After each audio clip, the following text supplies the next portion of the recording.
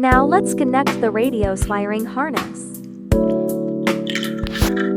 This is the power cable of the car radio. Plug it into the 16-pin socket.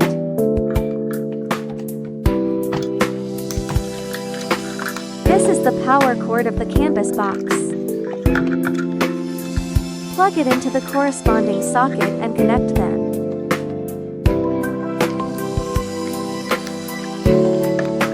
This is the 12-pin panel control cable. Plug it into the corresponding socket. This is the RCA cable. Plug it into the 20-pin socket. This is a 4-pin USB cable. Plug it into the 4-pin socket. This is a 6-pin USB cable. Plug it into the 6-pin socket. This is the 10-pin reverse camera, Wi-Fi, and Bluetooth cable. Plug it into the 10-pin socket. This is the radio antenna. Plug it into the corresponding socket. This is the GPS cable.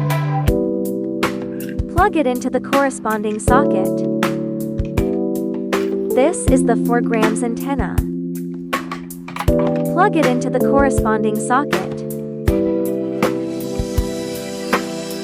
This is the microphone cable. Connect it to the external microphone. This is the reverse camera cable. Connect it.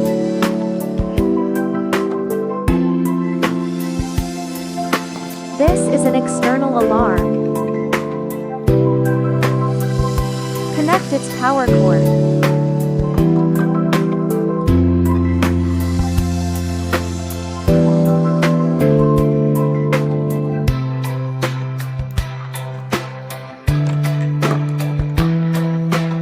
This is the power cord of the canvas box. Plug it into the corresponding socket and connect them. This is the power cord of the fan. Connect it to the power supply cable on the 20-pin socket. This is the power amplifier control cable. Connect it. This RCA cable serves as the left and right audio input cables. Locate the left and right audio outputs from the 20-pin RCA cable and connect them.